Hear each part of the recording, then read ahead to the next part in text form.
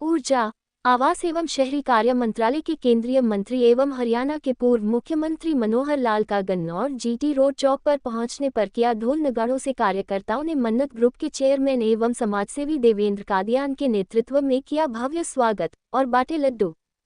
काफी संख्या में कार्यकर्ता केंद्रीय मंत्री को समाजसेवी देवेंद्र कादियान के नेतृत्व में जुलूस के स्वरूप में जीटी रोड चौक तक लेकर आए। केंद्रीय मंत्री मनोहर लाल ने कहा कि कार्यकर्ताओं की भीड़ को देख उत्साहित होते हुए कहा कि प्रधानमंत्री ने मंत्रिमंडल में शामिल होने वाले सभी सांसदों को अपने घर बुलाया और विभाग का आवंटन किया। लोकसभा चुनाव में भले ही बेहतर चुनाव परिणाम हमारे पक्ष में न आया हो, उसके बावजूद भी प्रधानमंत्री ने हरियाणा के 3 सांसदों को मंत्रिमंडल में शामिल किया। मनोहर लाल ने इसके लिए प्रधानमंत्री का आभार व्यक्त किया। केंद्रीय मंत्री मनोहर लाल ने कहा कि जिस तरह कार्यकर्ताओं ने लोकसभा चुनाव में पसीना बहाया है, वह पसीना सूखने नहीं देना और 3 महीने बाद होने वाले विधानसभा चुनाव में इस तरह अपना पसीना बहाना है। चुनाव में गलतफहमी हो जाती है। अनाप शनाप प्रचार किया गया। कोई कहता था कि मोदी जी बहुमत के लिए 272 सीट में सरकार बनना सकते हैं, तो 400 का नया नारा क्यों दे रहे हैं। मनोहर लाल ने कहा कि प्रचार किया कि अगर 400 सीट ले जाएंगे तो संविधान को खत्म कर देंगे। हमारा संविधान हमारे देश को कुशल करने का एक ग्रंथ है। उस संविधान की पूजा करते हुए कभी भी संविधान को बदला नहीं जा सकता। डॉक्टर अंबेडकर द्वारा लिखा हुआ वह संविधान है। आने वाले विधानसभा चुनाव में हमारे 1 सीट को जीतने का लक्ष्य रखेंगे।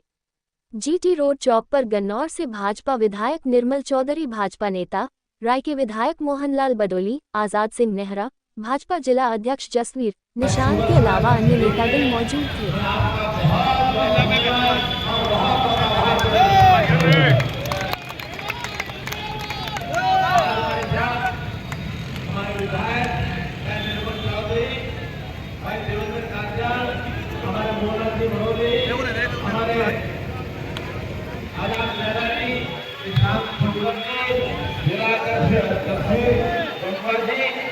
जितने भी हमारे नेता साथ में आए हैं, मैं इनका भी जिम्मेदारी हूँ।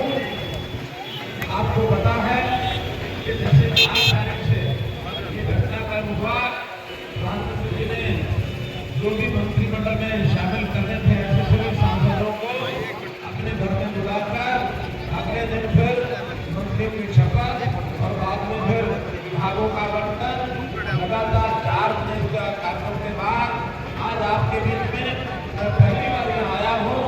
इतनी बड़ी संख्या में आपके स्वागत में आए। अभी यहाँ से आगे कनाल लोकसभा क्षेत्र खत्म हो जाएगा। कनाल के लोग भी बहुत इंतजार कर रहे हैं। आज इस अवसर पर तो मैं इतना ही कहूँगा कि आपका इतना बड़ा प्रेम, इस प्रेम के कारण से चुनाव हमारा लोकसभा का भले ही उसका मिला जुला रिजल्ट आया हो, लेकिन फिर भी 5 सांसदों में से मोदी जी ने 3 को अपने केंद्रीय मंत्रिमंडल में शामिल किया है।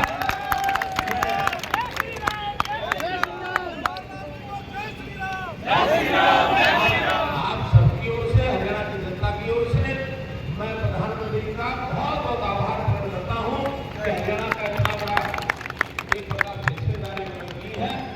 अब चूंकि लोकसभा का चुनाव आया है, अगले 3 महीने में फिर से विधानसभा का चुनाव आने वाला है और मेरा एक ही निवेदन है कि जो पसीना भले हमारे इस लोकसभा चुनाव में कभी रह गई हो, लेकिन जो पसीना आपने चुनाव में बहाया है, उन अगले 3 महीने में इतने चुनाव के बहाए हुए पसीने को सूखने मत देना। इस पसीने को सूखने मत देना। जिंदाबाद।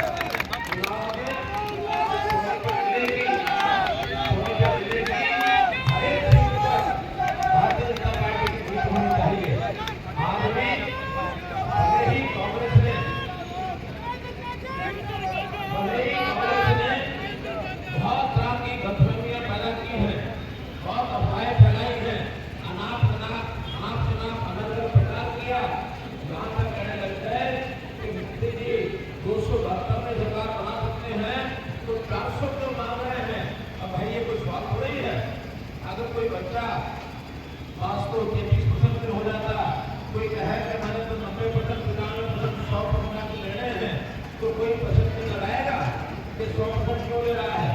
कि ऐसा ना हो बड़ा होकर के आगे बढ़ जाए, ये कोई पसंद नहीं करेगा। तो अगर हर कोई अपनी पार्टी हो, व्यक्ति हो, जाति हो, अपना टारगेट रख के चलता है।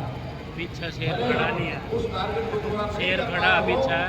अफवाहों के कारण से इन्होंने कहा कि यदि 400 हो जाएंगे तो संविधान को समाप्त कर देंगे। आइए ये चौथा प्रचार कांग्रेस का कुछ वर्गों में और ये भ्रामक प्रचार उसके शिकार हो गए। हमें घर घर जा करके इन भ्रामक प्रचार को दूर करना है कि हम संविधान को अपनी पिता मानते हैं, संविधान को पूछते हैं। हमारा संविधान हमारे देश के समाज को खुशहाल करने का एक ग्रंथ है। उस ग्रंथ की पूजा करते हुए कभी भी संविधान इस देश का बदला नहीं जा सकता। डॉक्टर अम्बेडकर ने लिखा हुआ संविधान है। इसलिए इन चीजों को दूर करें और लोकसभा में आने वाले हम हर एक चीज चाहे वो